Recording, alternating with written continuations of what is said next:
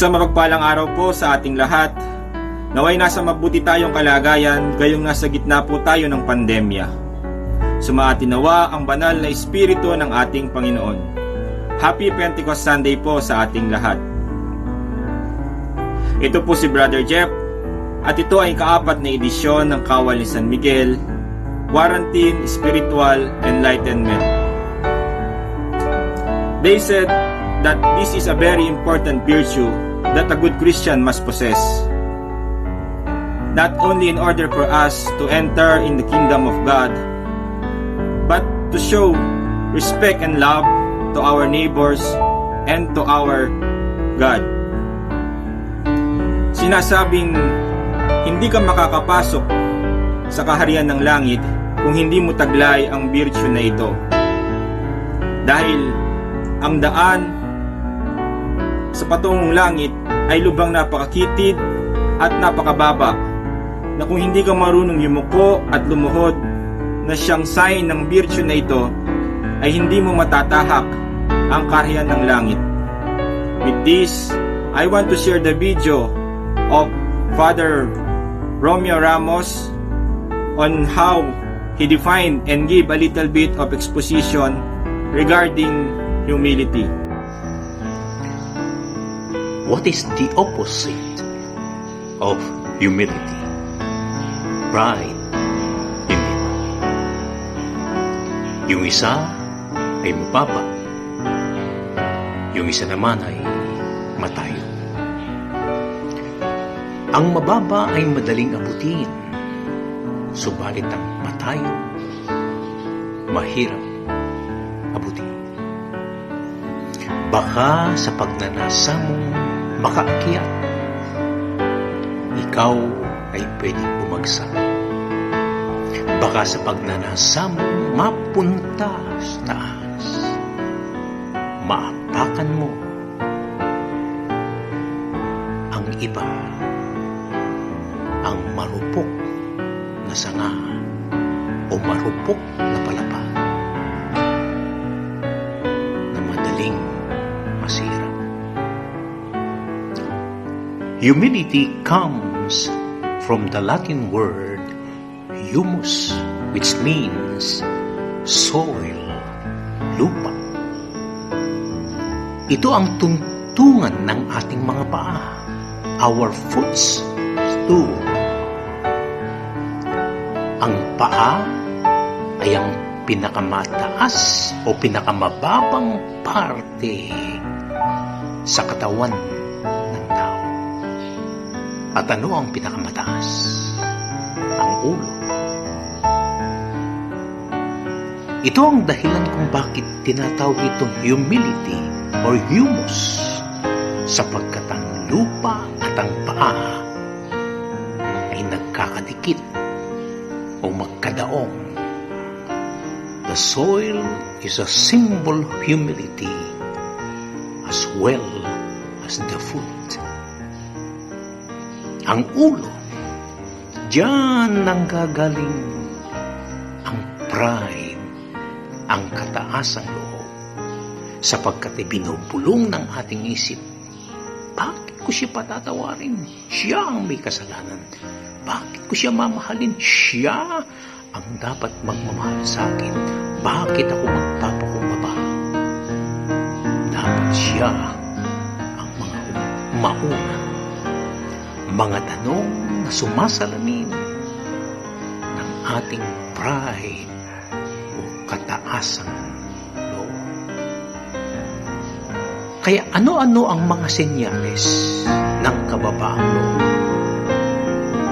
Kapag yumuyuko tayo sa harap ng altar, sa harap ng isang image, sa harap ng isang crucifix, o sa harap ng isang hari, o kaya umahalik tayo sa paa o sa lupa, yan ay tanda ng kababaang loob. At sino ang gumagawa niyan? Kadalasan, ang ulo. Dahil sa ulo nanggagaling ang pride at ang humility ay nag-uugat sa ilalim, sa paa, o sa lupa. Maliwanag ba yun? Manalangin tayo. Ama naming makapangyarihan, pinupuri, sinasamba, at pinasasalamatan ka namin dahil sa mga biyayang ipinagkaloob mo na tumutulong sa aming mabuhay at lumago sa pag-ibig at kabanalan. Sa iyo lamang kami kumukuha ng lakas at kakayahan upang aming magawa ang mga bagay na dapat naming isakatuparan araw-araw. Tulungan mo kaming mapanatili naming mababa ang aming kalooban sa kabila ng tagumpay. Ikaw ay aming papurihan sa kabila ng karangyaan. Makilala ng lubusan bilang aming yaman. Wala kaming dahilang magmataas sa iyo, sapagkat sa iyo nagmumula at natatapos ang lahat. Sinuko mo ang iyong anak na si Jesus. Nagpakababa siya bilang tao at sa pamamagitan niya kami ay naligtas. Lahat ng aming tinatamasa ay hindi bunga ng aming sariling gawa, kundi dahil sa biyaya ng iyong anak at gabay ng banal na Espiritu. Katulad ng sinabi ng iyong banal na si San Francisco de Assis, kung may pagkamuhi, maitanim ko nawa ang pag-ibig. Kung may sakit, pagpapatawad. Kung may duda, pag-asa. Kung may karimlan, liwanag. Kung may kalungkutan, saya. Naway di ko hangarin ng manatiling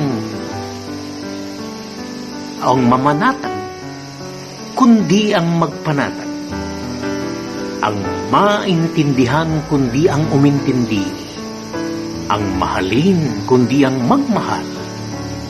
Sapagkat nasa pagbibigay ang mabigyan, nasa pagpapatawad ang mapatawad, at nasa kamatayan ang buhay na walang hanggan. Amen. Ang holiness o kabanalan, service o paglilingkod, charity o pag-ibig. Ang tatlong ito ay nag-uugat sa isang bagay na tinatawag natin humility o kababaang loob. Katulad na lang sa paglilingkod, pagdarasal o pagsisimba. Nakakalungkot na marinig na sinasabi ng iba, wala akong panahon na magsimba o magdasal. Pagod ako. At kapag huli na ang lahat, pag may cancer na, may sakit na, may taning na ang buhay, doon pa lang sila mag-uumpisang magdasal, magsimba, bumalik sa Diyos. Huli na. Si Jesus at ang kanyang mga alagad, kahit gaano kapagod, mayroon silang time magdasal, dahil alam nila kung saan at kanino nang gagaling ang buhay at lakas nila. Ano ang pagkakaiba ng hayop sa tao? Ang baboy, aso, kambing, hindi marunong magdasal yan. Pero ang tao, dapat ay magdasal dahil ito ang pinanggagalingan ng kanyang lakas. Upang palagi siyang connected sa Diyos, kailangan ipakita niya na ibang-iba siya sa mga hayop, sapagkat siya'y pinagkalooban ng isip ng Diyos na hindi pinagkalooban sa mga hayop. Kung ang tubig ay para sa isda, at ang himpapawid o hangin ay para sa mga ibon. Ang pagdarasal ay para sa tao. Ito ang buhay natin, ito ang nature natin. Itanong natin sa ating sarili, sino ang nangangailangan? Tayo o ang Diyos? God does not need us. Tayo ang may kailangan sa Kanya. Hindi nababawasan ng Kanyang pagka-Diyos kung hindi tayo lalapit o hihingi sa Kanya. Tayo dapat ang magsabing, Lord, I need you. Lord, I need your blessing. Kaya dapat meron tayong humility para makita natin ang pangangailangan natin sa Diyos.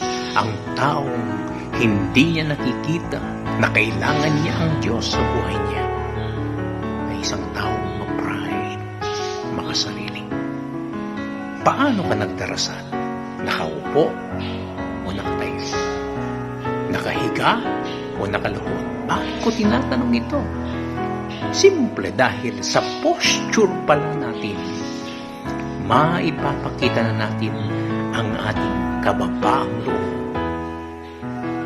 When we pray before God, before the altar, before the crucifix, bending our knees expresses our humility. I suggest na bumalik kayo sa ating mga pagbasa during the 25th Sunday in Ordinary Time, Year C.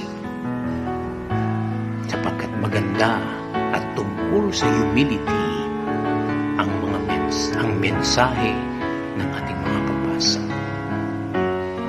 Ito'y tungkol sa inggit at selos.